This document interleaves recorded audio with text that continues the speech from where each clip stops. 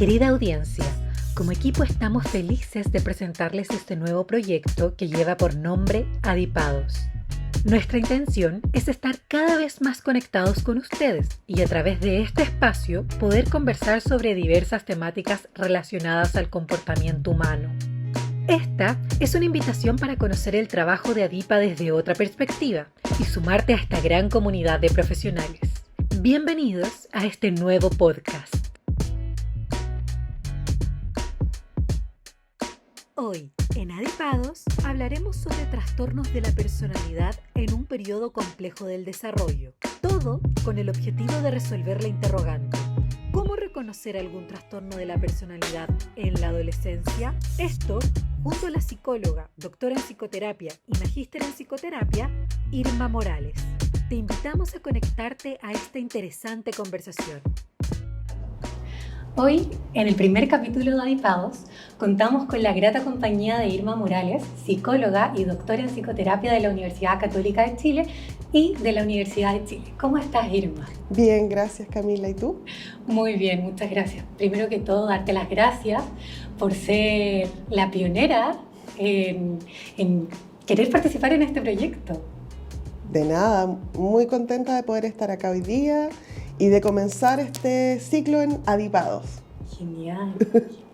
Bueno, en la primera sección vamos a tratar de romper el hielo y son preguntas de respuesta rápida. Esta sección se llama Mapa Mental. Mapa Mental es un juego de respuestas rápidas. El entrevistado deberá responder en el menor tiempo posible. Las opciones son 3: preguntas de alternativa, completar la frase y respuestas breves. A jugar. No hay espacio para justificación en esta primera instancia, ¿ya? Perfecto. Es solo responder. De guata, completamente. Perfecto, sí. Y al final podríamos justificar una que otra pregunta. Perfecto. Y como es la primera vez, yo creo que hay que ser un poco ya buena onda y va a haber solo una posibilidad de pase. Perfecto. Ya. ¿Vamos? Entonces, las preguntas que hemos trabajado para Irma son las siguientes. Corre el tiempo. La primera: ¿qué término prefieres utilizar? ¿Consultante, paciente o cliente? Paciente. ¿Consulta online o presencial? Presencial. En relación con el trabajo de las siguientes personas, ¿cuál prefieres? Jacques Lacan, Sigmund Freud, Donald Winnicott. Freud. Dentro de las corrientes psicoanalíticas, ¿con cuál opción te quedas? Psicoanálisis. Nombre del psicólogo o psicóloga que más admires. Específicamente no es psicólogo porque de profesión es neurólogo, pero el padre del psicoanálisis, Freud. Freud, Sí. con todas. Con todas. ¿Prefieres desenvolverte en el área infantil, adolescente o adulto? ¿Tengo que escoger una de las tres? Adulto. Termina la frase. Lo mejor que permite la psicología es... Elaborar. ¿Quién fue la primera mujer en obtener un doctorado en psicología? No lo sé. Bueno, paso. Perfecto. ¿Cómo se llama el libro que contiene los criterios de diagnóstico y la descripción general de todos los trastornos psicológicos documentados? Manual diagnóstico y estadístico de los trastornos mentales. Correcto. DSM. Dentro de la psicología, ¿cuál es la materia que más te apasiona dictar en clases? Personalidad. ¿Qué psicólogo desarrolló el concepto de mentalización? Entre las opciones tenemos a Peter Fonagy, Margaret Mead y Nicolás Lorenzini. Peter Fonagy. Y finalmente, lo que un psicólogo nunca debe hacer es... Decir que es psicólogo en una fiesta. Perfecto. Me quedó una duda. ¿Cuál fue la más difícil que te costó decidir?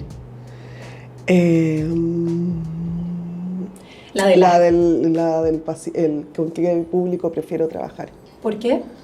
Porque trabajo con adolescentes y adultos y ambos tienen una riqueza grande y desafíos particulares y y el trabajo puede ser muy útil con ambos, entonces es difícil escoger cuál de los dos prefiero. Entiendo.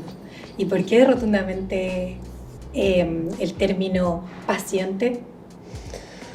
Yo creo que es por una tradición de la corriente, digamos, que yo estudio. Si tuviera, o sea, en general, cuando hago clases siempre especifico que mi comprensión del término paciente no tiene que ver con una posición pasiva del paciente, valga la redundancia, pero en el fondo ha sido la forma en que históricamente se le ha llamado, ¿ya? Si no fuera paciente, también me gusta mucho el término consultante, porque siento que no tiene la carga de pasividad que tiene el término paciente, y si tengo que excluir uno, definitivamente no me gusta el término cliente.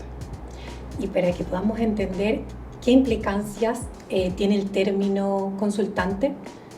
El término consultante en el fondo pone el foco en que la persona que es la persona que busca ayuda psicológica, ayuda profesional, ¿ya? Que puede ser en general, sí, si va el psicólogo busca ayuda psicológica, y le resta esta connotación de pasividad de pronto que se asocia al término paciente, y tampoco tiene la asociación mercantil que tiene el término cliente, y que es la razón por la cual a mí no me gusta.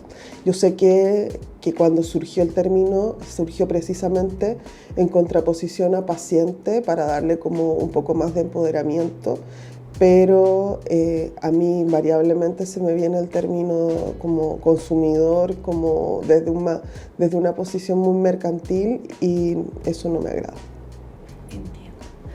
¿Y esta preferencia por Sigmund Freud en 2 preguntas? Creo que cuando a mí me empezó a llamar la atención la psicología fue desde el colegio. Siempre me interesó entender por qué las personas actuaban de la forma que actuaban, qué los motivaba, qué había detrás, digamos, de una toma de decisiones que a veces no era la que los guiaba a la felicidad. Y recuerdo muy bien que en tercero medio, en filosofía, nos hicieron comprar un libro, digamos, y en ese libro habían algunos planteamientos de lo que Freud planteaba respecto de su visión de lo que era el ser humano. Hace poco tiempo habíamos visto a Platón, con quien yo tenía serias diferencias de visión, digamos, respecto de las motivaciones. Y leer a Freud fue una revelación, porque fue como alguien antes pensó similar a como pienso yo, mucho mejor, como con muchos más argumentos y con un desarrollo en el fondo que de pronto me permitió ordenar y hacer sentido a muchas intuiciones que yo tenía. Y ya en la universidad pude empezar a leer mucho más, y la verdad es que Freud, o sea, fue un pionero en su momento, se enfrentó a dificultades desde la discriminación por su origen no tan noble como otros profesionales de la época, sobrevivió, digamos, a situaciones complejas, y su literatura es tremendamente vasta, por lo tanto, básicamente no hay tema que él no haya abordado. Preparando una de las clases del diplomado de trastornos de la personalidad, buscando información sobre quién si había otros autores que hubiesen querido combinar historia con psicología, de pronto me cayó la teja. Obvio que Freud tiene que haberlo hecho. Recordé un libro, Leonardo da Vinci, y por supuesto, ahí estaba. O sea, 100 años antes que otras personas haciendo cosas súper pioneras, y creo que ese es un como claro ejemplo de cómo fue un hombre grandioso en ese sentido, porque fue capaz de cuestionarse muchísimo sin temor a lo que pudiese pensarse de él en ese momento, y con un afán, digamos, de curiosidad incansable. Esa es mi respuesta larga. Pero interesante, trasciende a varios aspectos de tu vida. Sí. Ahora llegó el momento de pasar a la segunda sección, la cual se llama Lo escuché en algún lado. Lo escuché en algún lado es una sección que intenta derribar mitos. Recolectamos planteamientos que causan confusión entre la gente. Comencemos.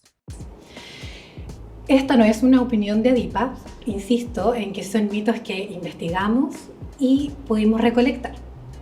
Entonces, ahora yo voy a nombrar el mito y lo vamos a analizar. Son 5 y los encontré muy interesantes. Pero para partir esta dinámica me gustaría saber tu definición del trastorno de personalidad. La mía. Primero aclarar que no es mía porque la verdad es que a esta altura nada es mío. Todo es atravesado por lo que he estudiado, lo que he leído, así que es una definición tal vez de una construcción un poco más personal, pero no es mía. La personalidad es una organización compleja de emoción, cognición y conducta, ¿ya? Que es estable a través del tiempo, consistente a través de las situaciones, ¿ya? Y que permite entender por qué las personas piensan, sienten y actúan de la forma en que lo hacen. Cuando hay un trastorno de la personalidad, eso implica que hay una alteración permanente en la armonía que debiera existir entre estos elementos, entre lo que la persona siente, lo que la persona siente y lo que la persona hace. Y por lo tanto, eso conlleva a que la persona en forma permanente no tenga la estabilidad a través del tiempo que tiene una persona con una organización armoniosa y que tampoco a través de las situaciones haya coherencia, ¿ya? Y eso entonces conlleva a una sensación de caos interno, ya de dificultades en las relaciones interpersonales importantes, en las relaciones que la persona establece consigo mismo, porque es muy difícil entonces poder entender la forma en que esta persona actúa, piensa o siente, porque de alguna manera está como desajustado. O sea, mi construcción. Y algunos, pasando ya al lado teórico, ¿qué habla la teoría? La teoría dice algo bastante parecido, ¿ya? Hay diferentes niveles para conceptualizar lo que es un trastorno de la personalidad.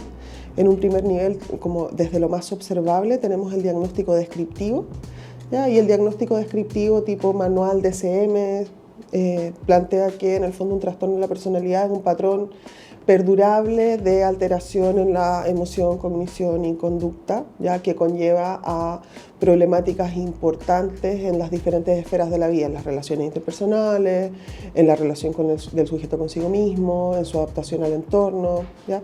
Y diferentes trastornos se describen, digamos, en función de diferentes criterios donde hay ciertos aspectos que son los que están más alterados. ¿Ya? Como por ejemplo en el trastorno de la personalidad obsesivo-compulsiva, por ejemplo, el patrón, digamos, desadaptativo es un patrón de extremada rigidez, extremada detallismo, un deber ser, digamos, que no resulta adaptativo para el sujeto. ¿Ya? Mientras que, por otro lado, por ejemplo, el trastorno de la personalidad límite se caracteriza por una experiencia de inestabilidad permanente en la autoimagen que el sujeto tiene de sí mismo, en la forma de regular su emocionalidad. Entonces, desde lo descriptivo, la definición, digamos, es este patrón persistente, digamos, de alteración en estas áreas.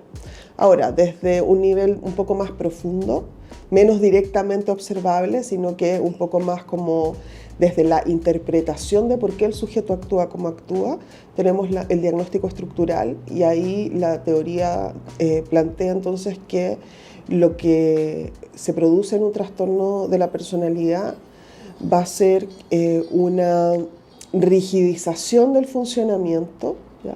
Producto del uso como no adaptativo de mecanismos de defensa, en desmedro, digamos, de la flexibilidad del sujeto, y que eso tiene altos costos para su funcionamiento psíquico, ¿ya? Que van de la mano, por supuesto, con lo que a nivel descriptivo uno puede observar. Comprendo. Ahora, los mitos que pudimos recolectar me hacen mucho sentido. Primer mito. Escuché en algún lado que se puede diagnosticar trastorno de personalidad en la infancia. Ya, A ver, eso tiene algo de mito y algo de no mito, ¿ya? Porque la personalidad comienza a desarrollarse desde que el niño nace, ¿ya? Y se gesta a partir, digamos, de la disposición temperamental con la que el niño nace, que es producto de la carga genética, ¿ya? Y en conjunción con el ambiente, ¿ya? La interacción con los cuidadores significativos, ¿ya? Y con una serie de otros elementos ambientales que incluso tienen que ver con el tema físico, si hay exposición a traumas, si hay una enfermedad, una intoxicación, todo eso va moldeando la personalidad, ¿ya? Pero la personalidad está en desarrollo, ¿ya? Y por lo tanto hay como esta idea de no diagnosticar un trastorno de la personalidad propiamente tal en personas que no han consolidado el desarrollo de su personalidad, porque el argumento ahí sería, si no se ha terminado el desarrollo, ¿cómo voy a diagnosticar una enfermedad? ¿Cómo voy a hacer un diagnóstico que se supone es crónico? ¿Ya? Pero la parte, digamos, de no mito de esto es que aun cuando la personalidad está en desarrollo, hay ciertos aspectos y ciertos hitos que deberían irse logrando a través de ese desarrollo. Y por lo tanto, uno sí puede identificar ya desde temprana edad alteraciones en lo que se esperaría, digamos, fuese una configuración sana de los diferentes aspectos que componen la personalidad, y por lo tanto poder identificar cuándo el desarrollo no está llevándose a cabo como se espera, a fin de poder intervenir de forma temprana, porque por supuesto que si esperamos hacer el diagnóstico una vez que la persona ya es adulta, de partida el trastorno ya va a estar muy cristalizado y va a ser mucho más difícil intervenir que si la intervención es temprana. Claro. Y además va a haber una serie de consecuencias en la vida del sujeto, producto de la alteración, digamos, que muchas veces por más que se intervenga, hay consecuencias que ya son permanentes, hay cosas que no se pueden cambiar. Por ejemplo, pasar un pésimo periodo escolar, no configurar vínculos sanos, por ejemplo, en la adolescencia, con amigos, pasándolo bien, disfrutando lo que es ir al colegio, comenzar con la autonomía, las primeras fiestas. Si yo no disfruté eso, aunque intervengan conmigo cuando tengo 23 y pueda reconstruir lo que viene hacia adelante, lo que ya no viví bien antes no lo voy a poder arreglar. Y eso entonces nos invita, digamos, a pensar que si bien no podemos hacer un diagnóstico en la línea de trastorno de la personalidad con los criterios que lo hacemos para un adulto, sí podemos identificar alteraciones en la infancia a fin de despejar los bloqueos que están impidiendo el desarrollo sano y dar curso, digamos, a un desarrollo normal. Esa es mi pregunta. El especialista, ¿cómo empieza a trabajar eso en la infancia? ¿Psicólogo en terapia? Básicamente, lo primero que hay que hacer es identificar cuáles son los aspectos que no se están desarrollando de manera adecuada e identificar cuáles son los bloqueos, digamos, los elementos del ambiente, del mundo interno del niño que están actuando, digamos, para interferir en este crecimiento más sano, ¿ya? Y a partir de esa identificación, entonces, poder hacer el trabajo que despeje esos bloques que están así como obstáculos.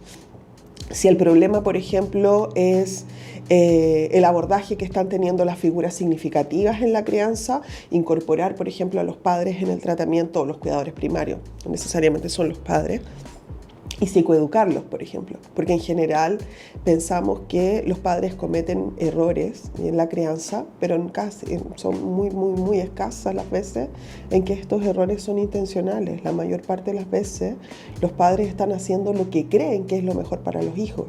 Entonces, la psicoeducación, por ejemplo, ahí es una herramienta muy importante porque le permite entonces ver a los padres que si lo que ellos quieren es lo mejor para sus hijos, la forma en que lo están haciendo no es la más efectiva, y mostrarles cuáles serían además las herramientas alternativas para poder abordar la situación problema. Por ejemplo, con un niño desafiante. Un padre con un niño que es demasiado desafiante, que desafía su autoridad, que desde la lectura del padre es un niño porfiado. El padre o la madre o el cuidador puede creer, por ejemplo, que la mejor forma de lidiar con esta situación, de resolverla, es siendo cada vez más estricto. porque es la única forma en que el niño va a aprender. Y la verdad es que probablemente el ser cada vez más estricto, lo único que va a terminar haciendo es que el problema se exacerbe aún más, porque mientras más rígido sea el límite, el niño más va a querer transgredir ese límite, ¿ya? Y si lo que está buscando hacer es llamar de alguna forma disruptiva la atención de ese cuidador, el niño se va a dar cuenta que mientras más transgreda, más obtiene la atención y de alguna manera entiende esa atención como preocupación. Y de pronto, y eso genera un desencuentro importante, pero no porque el cuidador quiera hacer, comillas, malo con el niño, al contrario, cree que lo que está haciendo es lo mejor. Entonces, ahí el rol del psicólogo, entre muchas otros roles, digamos, está, por ejemplo, en trabajar psicoeducativamente con los padres. Y en paralelo, también mostrarle al niño y trabajar con el niño otras formas de comunicar lo que le pasa, ¿ya? Porque en el fondo también para el niño tampoco es sano que el niño comunique de una forma tan disruptiva para su entorno sus propias necesidades. Tal vez ese niño ni siquiera tiene mucha claridad de qué es lo que necesita. Exacto. Y por lo tanto, exacto. Entonces, en ese sentido, ahí lo que uno también puede hacer es trabajar con ese niño para darle herramientas que le permitan reconocer mejor qué es lo que necesita, qué es lo que quiere comunicar, regularse mejor y buscar formas, digamos, de buscar satisfacción de necesidades de parte de su núcleo, digamos, de una forma menos disruptiva. Y de esa manera entonces se va equilibrando y se va produciendo este círculo, digamos, virtuoso, en contraposición al círculo vicioso anterior, que era una escalada, digamos, de te desafío más te reto, te desafío más, te castigo, te desafío más, me pegas, ¿ya? Por un, digamos, círculo vicioso donde te muestro mi necesidad y yo respondo mejor a tu necesidad. ¿Y cómo suelen responder los niños que tienen como una intervención temprana? Mucho mejor que los niños que no la tienen, digamos. En general, mientras más temprana es la intervención, suele ser más efectiva y más rápida. Mientras que en la medida en que pasa el tiempo, digamos, los trastornos, las alteraciones se van cristalizando,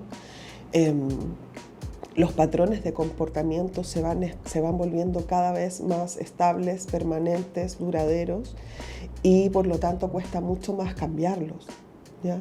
El niño finalmente, cuando deja de ser niño, pasa a ser adolescente, pasa a ser adulto, de alguna manera su vivencia es: yo soy de esta manera, yo soy así, y ya no hay nada que hacer para cambiarlo. Y estoy como, muchas veces los pacientes llegan con una sensación de desesperanza, como de estoy condenado, tengo este diagnóstico y no hay nada que yo pueda hacer al respecto. Eso no pasa cuando la intervención es temprana, o pasa menos, digamos. Pero de todas formas hay niños, yo no trabajo con niños, trabajo con adolescentes y adultos, pero de todas maneras hay niños y adolescentes que llegan muy estigmatizados y muy rigidizados, digamos, en la posición subjetiva que adoptan en su grupo, muchas veces muy apropiados, por ejemplo, del cartel o de esta etiqueta de disruptivo, de niño problema, y de alguna manera se estructuran también en base a eso, porque es mejor que nada.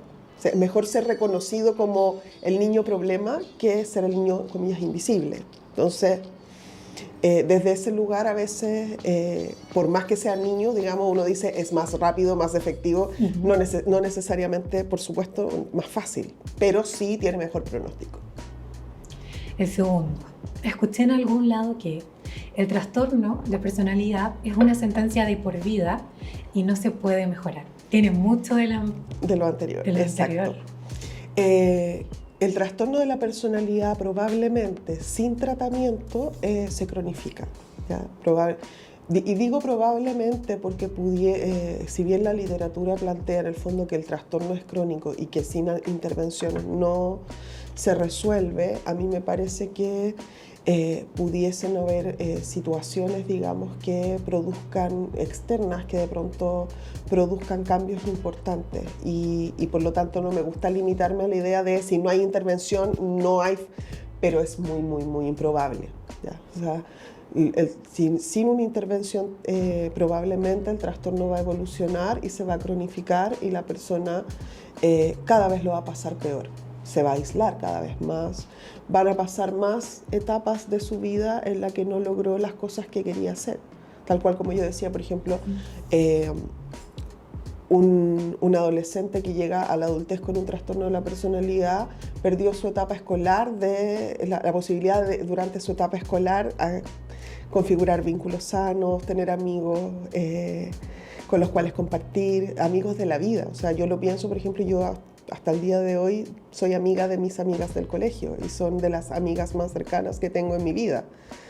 Una persona con un trastorno de la personalidad probablemente no va a haber logrado eso y en la medida en que vayan pasando etapas van a haber más cosas que no va a hacer. De pronto no va a lograr, por ejemplo, comprometerse con una vocación y entonces puede ser que no logre hacer algo para lo cual sí tenía potencial, pero que producto del trastorno no logró concretar. Entonces, por ejemplo, tenemos deserción en estudios universitarios, personas que tienen capacidades intelectuales más que suficientes para poder sacar una carrera adelante, no lo logran porque la personalidad influye, digamos, no hay un compromiso, no se logra sobreponer a la frustración de que por más que a mí me guste lo que estudio, no es perfecto y por lo tanto va a tener momentos buenos y momentos malos, eso no logra trascenderse y por lo tanto se abandona. Ya muchas veces está la posibilidad de establecer, por ejemplo, relaciones significativas de pareja que no se logran, no sé, en el caso de las mujeres en particular, puede ser que, por ejemplo, se pasen las posibilidades de maternidad, si es que era un deseo que se tenía y no se logra, digamos, concretar, o no sé, pues otros sueños que podrían haber, no sé, quería viajar y nunca pude ir más allá de, no sé, pues la playa nomás. Y todo eso en el fondo va a ir agudizando, no sé si agudizando es la palabra en verdad, es como agravando la situación, porque además la persona va acumulando frustraciones, va acumulando, digamos, esta sensación de mi vida no es nada de lo que yo había soñado ni lo que quería que fuera. Y eso pasa en general si no hay un tratamiento. Ahora, si lo hay, sí se puede cambiar, la persona sí puede reconstruir, como reintegrar su personalidad, sí puede reparar aspectos del pasado, probablemente no los va a poder vivir de nuevo, pero hay cosas que se pueden resignificar también. También le puede dar un sentido distinto a esas pérdidas, hacer el duelo de esto ya no fue, pero me quedan 30 años más, 20 años más, 10 años más o el tiempo que sea para vivir una vida más feliz, más tranquila, más parecida a lo que alguna vez pensé que quería que fuese mi vida. Importantísimo su último aspecto. Escuché en algún lado que el trastorno de personalidad es una patología rara. Hacer el diagnóstico es muy difícil y requiere de procedimientos complejos. Este mito también tiene un poco mito, un poco de mito y un poco de verdad. ¿Ya? 50 y 50. Sí. En términos de patología rara, si pensamos en las prevalencias, no es tan rara, pero no es la patología más prevalente, por cierto. O sea, hay otras patologías de salud mental que en nuestro país y en el mundo en general muestran mayor prevalencia. Patologías, por ejemplo, en la línea de los trastornos afectivos, la depresión o trastornos ansiosos, son patologías más frecuentes, más prevalentes y por ende más conocidas. Mientras que los trastornos de la personalidad, si bien las cifras no son como del todo, no hay acuerdo, digamos, porque hay diferentes estudios con diferentes metodologías y eso de pronto también hace que las cifras no coincidan. Si uno mira así como en términos amplios, igual la literatura coincide en que entre un 10 y un 15% más o menos de la población tiene un trastorno de la personalidad. Y esas cifras crecen si es que miramos población clínica, es decir, población que consulta en salud mental, que consulta en unidades de psiquiatría, ahí ya no es tan raro, ¿ya? Así que eso es un poco, como por eso decía, tiene un poco de mito, pero un poco de verdad también. Yo diría que el diagnóstico en sí mismo, si bien en algunos casos se vuelve complejo precisamente en los pacientes que de pronto logran una mayor adaptación, porque como yo dije antes, uno de los elementos más importantes, digamos, del diagnóstico y más frecuentes es esta dificultad, digamos, del sujeto para adaptarse a su entorno y a lo que socioculturalmente se espera. Hay sujetos que tienen un buen funcionamiento porque tienen recursos intelectuales, porque tienen recursos económicos, porque de pronto tienen recursos ambientales que facilitan la adaptación. Y además hay algunos trastornos donde el sujeto, digamos, las características hacen que en determinados contextos la adaptación no sea tan difícil. Estoy pensando, por ejemplo, en un trastorno de la personalidad narcisista, ¿ya? Y en ese caso, digamos, podría ser más difícil hacer el diagnóstico porque hay estos elementos que se supone clásicos no aparecen. Y si el paciente tiene un buen funcionamiento, digamos, una buena capacidad de abstracción y todo, jamás va a llegar y va a decir, digamos, si yo le pregunto, como, o sea, en la entrevista, tal vez no va a aparecer en forma tan evidente el núcleo narcisista, porque el sujeto sabe perfectamente que no puede, o sea, que la gente perfecta no existe, que la gente llena de defectos tampoco existe, ¿ya? Y por lo tanto a nivel cognitivo no lo va a declarar. El punto es que el correlato emocional, el sujeto vive como si él fuese grandioso y los demás fuesen todo lo contrario, digamos. Y entonces en ese caso muchas veces se complejiza un poco el diagnóstico y puede ser que uno no esté, digamos, deba recurrir a otras herramientas que faciliten el diagnóstico. También a veces pasa que hay pacientes que llegan en una situación de mucha crisis. Yeah. Y cuando llegan con mucha crisis, de pronto con conductas muy desreguladas, muy, digamos, como graves, por decirlo de alguna forma, eso también puede hacer que uno se confunda con patologías más severas, ¿ya?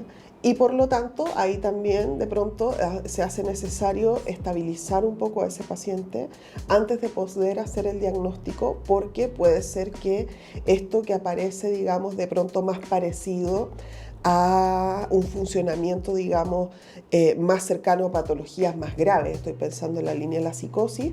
En el fondo es un funcionamiento, digamos, más reactivo a la situación de crisis, regula, digamos, el paciente vuelve a funcionar mejor. Vamos con el cuarto mito, que dice lo siguiente. Escuché en algún lado que es mejor no comunicar el diagnóstico de trastornos de personalidad a los pacientes porque se pueden molestar y sentirse etiquetados. Uh-huh. También parece chiste, pero no. También tiene algo de mito y algo de verdad. ¿En qué caso no se recomienda? A ver, yo creo que acá es importante saber que la comunicación del diagnóstico es un derecho del paciente, ¿ya? Y en ese sentido hay que ser claro en eso. O sea, los pacientes, y esto está así, si uno va a cualquier servicio, digamos, de salud, en el cartel dice es su derecho conocer su diagnóstico, y eso me parece que es un primer punto, digamos, importante. Ahora, ¿cuál es el problema? ¿Por qué a veces se ha, digamos, señalado que no es conveniente comunicar el diagnóstico? Precisamente por los mitos que habíamos discutido antes, ¿ya? Es decir, en el fondo, el diagnóstico de trastorno de la personalidad está asociado a un estigma súper grande en relación a que es incurable, que es intratable, que es un paciente difícil, y por lo tanto, desde ese lugar es un diagnóstico que es difícil recibir, ¿ya? Y en ese sentido, entonces, me parece importante destacar que no puede ser un diagnóstico que sea dado sin una explicación y sin una psicoeducación para quien lo recibe respecto de qué realmente significa este diagnóstico, ¿ya? Igual que para cualquier otro diagnóstico. Si en el fondo el paciente tiene el derecho a saber su diagnóstico, pero también tiene derecho a que se le explique y se le comuniquen todas las condiciones y todas las implicancias que dicho diagnóstico tiene, ¿ya? Y en ese sentido, entonces, es un poco mito en el fondo, porque no, lo que uno no debería hacer, digamos, es comunicar el diagnóstico sin una explicación que clarifique, digamos, todas las dudas y que desmitifique, desestigmatice al menos para el paciente lo que este diagnóstico significa. Y por otro lado, y eso también es importante conocerlo, tenerlo en mente, a veces en la comunicación del diagnóstico puede favorecer que el paciente sienta como este diagnóstico como una posibilidad de desentenderse de la responsabilidad en la situación que está viviendo. Porque es como, no es mi culpa, tengo el diagnóstico, tengo este trastorno y no es algo, digamos, que de lo cual yo me pueda hacer cargo y de alguna manera esto le permite justificar un poco su manera de actuar, ¿ya? No necesariamente en forma tan consciente y como tan ganancial, pero sí en forma también un poco inconsciente y eso puede ser un factor, digamos, que favorezca la resistencia al cambio, ¿ya? Entonces también ahí hay que trabajarlo y que el paciente en el fondo sepa que sí, el diagnóstico tiene estas características, pero el diagnóstico es suyo y por lo tanto es él quien tiene estas características y quien tiene la posibilidad, digamos, de a partir de comprometerse en un tratamiento poder cambiarlo. Entonces... Ni verdadero ni falso. El último. Escuché en algún lado que la única manera de ayudar clínicamente a las personas con trastorno de personalidad es utilizando tratamientos largos, caros y que requieren mucho entrenamiento de parte de los profesionales. Acá también hay una porción verdadera y una porción mito, ¿ya? O sea, no todos los pacientes con trastorno de la personalidad tienen la misma gravedad, ¿ya? Y eso es importante considerarlo. Y por lo tanto, el grado, digamos, y por eso nuevos manuales, por ejemplo, hoy día la clasificación internacional de enfermedades, la última versión que ya fue publicada pero que aún no entra en vigencia en funcionamiento en nuestro país, el CIE-11, ha sustituido, digamos, en un diagnóstico categorial de tengo o no tengo por un diagnóstico más dimensional y donde además se agrega la posibilidad de hablar de trastorno de la personalidad leve, moderado, severo. ¿Ya? Y por lo tanto este mito respecto a la necesidad de tratamientos largos que requieren de mucho entrenamiento y que en general por eso también tienen un costo alto, están recomendados para pacientes que tienen trastornos de la personalidad más severos. Pero pacientes, digamos, con trastornos de la personalidad leves y moderados podrían beneficiarse también de otros tratamientos, ¿ya? Ahora, también hay una cuestión acá y es que la investigación ha mostrado sistemáticamente hasta hace algunos años atrás que en general los tratamientos que mayor efectividad muestran son estos tratamientos manualizados, largos, costosos, con gran entrenamiento, ¿ya? Y que tratamientos, digamos, más no especializados podrían no tener buenos resultados, ¿ya? Y acá esto es una reflexión mía, la verdad es que no tengo claro si la literatura lo dice o no. Yo creo que el problema de esos otros tratamientos no es el tratamiento en sí, sino que de pronto el desconocimiento de las características del diagnóstico y en el fondo errores que también podrían cometerse si uno no sabe hacer bien, digamos, el tratamiento largo, costoso y con harto entrenamiento, ¿ya? Porque tenemos que tener claro, estos pacientes son pacientes que por las características que tiene su diagnóstico, son pacientes con los cuales es difícil trabajar, ¿ya? No difícil porque el paciente no quiera trabajar, sino que porque precisamente aquello en lo que nosotros nos apoyamos para trabajar, nosotros los psicólogos nos apoyamos para trabajar, que es establecer una relación de trabajo con el paciente, una alianza de trabajo, una relación terapéutica que además involucra otros aspectos, no solo las ganas de trabajar, es precisamente lo que el paciente más difícil le es hacer en su vida. Y por lo tanto, en el fondo, la terapia no queda exento de ser digamos, condición para poder trabajar sea difícil de establecer, ¿ya? Y en ese sentido, entonces, por más que yo esté súper entrenado y que cobre súper caro por lo que estoy haciendo y que le ofrezca al paciente un tratamiento a 5 años, eso no asegura que el tratamiento necesariamente va a ser efectivo y va a ser exitoso, ¿ya?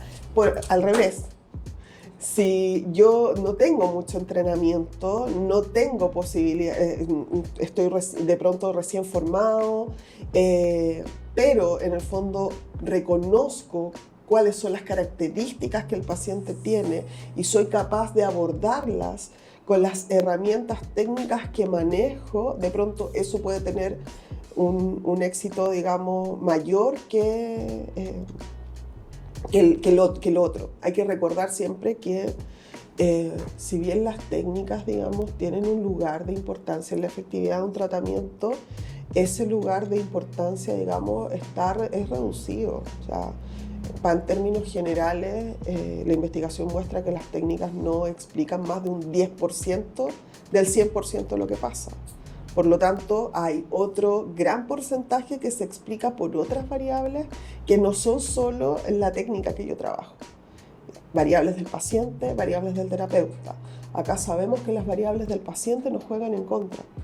Por lo tanto, también hay variables del terapeuta que son esenciales en este trabajo. Y en ese sentido, esto es un poco mito, porque en el fondo un terapeuta que logre, digamos, trabajar con los recursos que tiene, ¿ya? Y además identificar como cuáles van a ser las dificultades y anteponerse y de pronto adaptar esta, puede trabajar con un paciente, tal vez a corto plazo. Probablemente en una terapia más breve no se va a lograr resolver, digamos, el trastorno y lograr el cambio estructural y eso, pero sí se pueden plantear objetivos cortos que den pie, digamos, para que el paciente se adapte mejor y que dejen la puerta abierta a un nuevo tratamiento en otro momento, ¿ya? Y en el fondo que sea una buena experiencia para el paciente, porque la gran mayoría, yo diría que uno de los grandes problemas es que los pacientes con trastornos de la personalidad llegan con muchas experiencias terapéuticas negativas, ¿ya? Donde los tratamientos no se han ajustado, donde las experiencias con los terapeutas no necesariamente han sido las mejores y eso tampoco es beneficioso. Entonces es importante, digamos, que aunque yo trabaje en un tiempo breve y acotado, ojalá esa experiencia sea positiva para el paciente, para que el paciente la próxima vez que sienta que necesita ayuda, que ya llegó al límite de lo que él solo puede manejar, vea la posibilidad de buscar ayuda profesional como una posibilidad, digamos, real de ayuda, reconozca en la ayuda psicológica al psicólogo, digamos, como un profesional competente para proveerle la ayuda que necesita y no que se vaya con esta sensación de la terapia no sirve para nada, el psicólogo no me sirvió, que es un poco lo que muchos pacientes, digamos, experimentan en terapias que no son especializadas para su diagnóstico. Ha sido una charla bastante larga, interesante, y debido a que ya pudimos abordarla en gran medida, me gustaría que hiciéramos un paso a la tercera sección que se llama Radar Adipa. Radar Adipa es un espacio de reflexión final y recomendaciones. Compartimos contigo datos esenciales que no te puedes perder. Escucha con atención y anótalo ya. En primer lugar, para ya ir cerrando el tema, es quizás te pregunto, ¿cómo se podría reconocer un trastorno de personalidad o aquellos rasgos en la infancia? Para que una persona, no sé, que está escuchando esto, quizás diga, quizás esto merece atención, prestar atención. Yo creo que en la infancia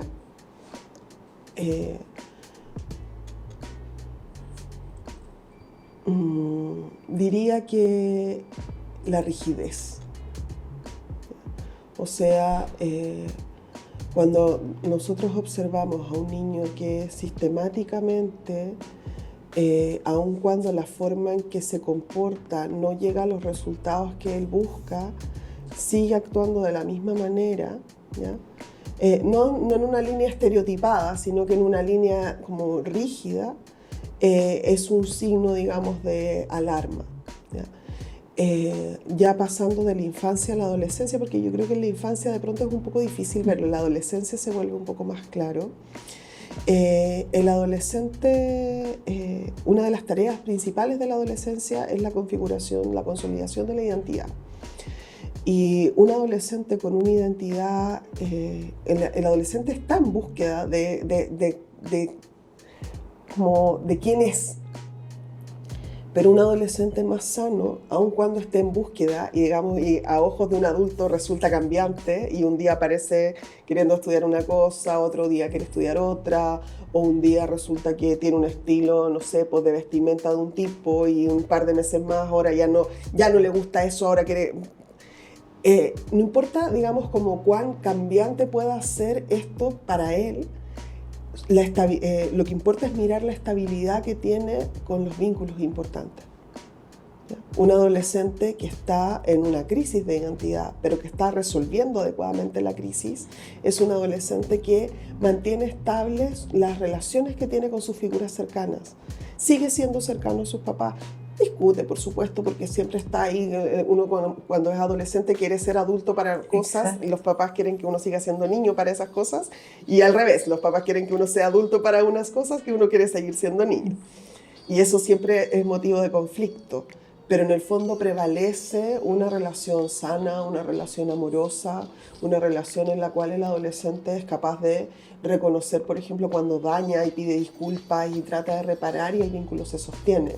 Es un adolescente que probablemente pasa estos cambios con su grupo de amigos o amigas, ¿ya? Entonces, no es solo él o ella el que antes se vestía de una manera, ahora sus amigos también, ¿ya? Y en el fondo uno puede ver cómo este adolescente mantiene relaciones, digamos, con sus pares que son profundas de intimidad.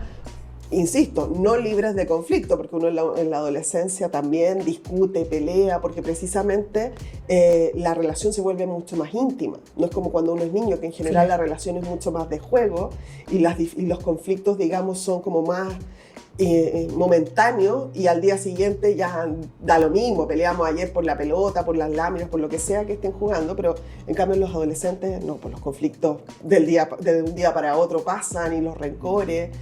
Pero pese a ello, digamos, el adolescente muestra la capacidad un adolescente más sano, digamos, muestra la capacidad para reparar, para arreglar, para mantener estos vínculos sanos. Por lo tanto, una señal de alarma va a ser también un adolescente que comienza a aislarse, un adolescente que no logra mantener vínculos significativos con sus pares, con otros adultos significativos, ¿ya? Y en ese sentido entonces conductas como por ejemplo el aislamiento en la adolescencia o como pulular de un grupo a otro sin, digamos, establecer relaciones como más íntimas con algunos de estos, más cercanas, más estables, puede ser un signo de alarma también. Y en una etapa tan compleja, entonces, ¿cuáles son los principales desafíos que un psicólogo, un especialista debe abordar en la etapa de la adolescencia? El principal desafío yo creo que es lograr conectar, porque el adolescente en el fondo con un desarrollo sano o transitando hacia un desarrollo, digamos, menos sano, más patológico, está en un proceso de cambio y descubrimiento súper intenso. Y a veces uno como adulto se va olvidando de la importancia que ciertas situaciones tenían para uno en esa época y de pronto subestima el sufrimiento, subestima el dolor desde una mirada súper adultocéntrica, así como, pero si eso va a pasar, que también es un poco lo que pasa a veces con los cuidadores primarios, que también tal vez no con un afán de menospreciar realmente los dolores y los sufrimientos, sino que con un afán como de ayudar a superarlos, en el fondo no validan la vivencia, ¿ya? Y eso yo creo que es un desafío importante, o sea, ser capaz de mantener, digamos, una actitud, una postura terapéutica de validación con el adolescente y al mismo tiempo una postura que muestre que aun cuando yo puedo validar, digamos, tu experiencia en el sentido de entender por qué te sientes y actúas de la forma en que lo haces, eso no significa que no reconozca al mismo tiempo que hay digamos que hay cosas de las que estás haciendo, actuando y sintiendo que no son sanas para ti y que por lo tanto hay que cambiar. Yo creo que ese es uno de los desafíos importantes, digamos, en el trabajo. Validar. validar, pero validar sin justificar, como es una validación en el fondo de la experiencia, pero que lleva aparejado al mismo tiempo, que es como súper paradojal, ¿no? La necesidad de cambiar. Para ir cerrando un poco, ¿qué libro recomendarías para seguir aprendiendo de esto? A mí me temática. gusta mucho como autor, digamos, que trata estos temas, Otto Kemberg y todo su equipo. ¿Ya? Y uno de los libros que creo que es como un puntapié inicial para comprender una visión más estructural de lo que es un trastorno grave de la personalidad es precisamente el libro Trastornos graves de la personalidad, ¿ya? De Otto Kemberg. Me imagino que lo utilizas en tus clases. Sí, es como el libro guía de una de las partes del diplomado. Este libro lo pueden encontrar próximamente en la biblioteca virtual. ¿Y de alguna película o serie? ¿Película o serie? Mira, yo creo que una de las películas clásicas que se recomienda para como que ejemplifica muy bien los trastornos de la personalidad es una película que se llama en español Inocencia Interrumpida, en inglés Girl Interrupted. La protagonista es Winona Ryder y su coprotagonista es, lo olvidé, Angelina Jolie. Es clásica esa pregunta. Sí, y trabaja también Brittany Murphy y... olvidé su nombre. ¿Y esta recomendación viene porque te gusta cómo refleja? ¿Te gusta personalmente? Creo que que pese a que lleva, digamos, como bien al extremo la descripción, no cae en la caricatura. Y por eso creo que es una buena película para hacerse una idea general, ¿ya? Hay otra película, pero que esta que es como una recomendación a medias, porque no la he visto, pero me la recomendaron y me dijeron que era muy buena. Así que la voy a ver prontamente, que es una película que se llama Camille Claudel. Ya es una película francesa del año 88 que retrata la vida, los 12 años de la relación entre Camille Claudel y Rodin, ¿ya? Ambos escultores franceses. ¿Por qué esa película creo que la recomendaría y que tengo ganas de verla? Porque estuvimos trabajando con uno de los docentes del diplomado en encontrar personajes históricos que pudiésemos pensar, digamos, en el diagnóstico de trastorno de la personalidad y Camille Claudel es una de los personajes que escogimos, ¿ya? Y desde ese lugar creo que es una película que a lo mejor no va a dejar tan claro el diagnóstico, porque creo que hay elementos, digamos, vacíos. Esto está basado en una historia real, por lo tanto no...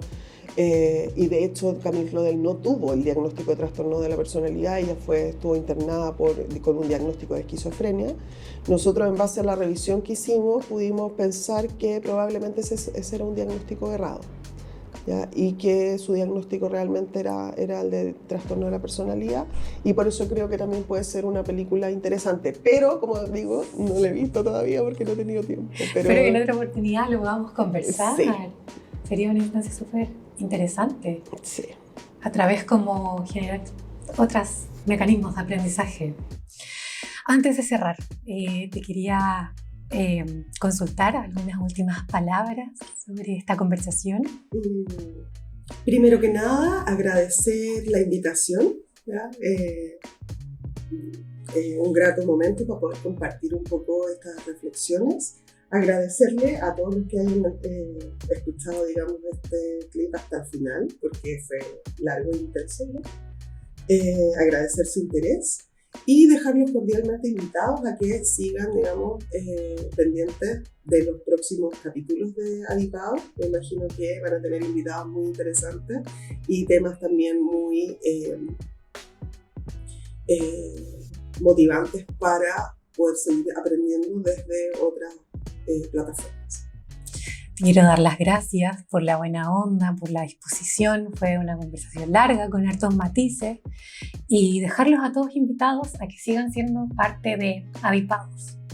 Recuerden que ustedes son parte de Adipaos. Nos pueden encontrar en Facebook como Adipa y en Instagram como adipa.cl. No olviden darle seguir a Adipados en Spotify. Para más información sobre nuestra labor, nos pueden encontrar en nuestro sitio web www.adipa.cl.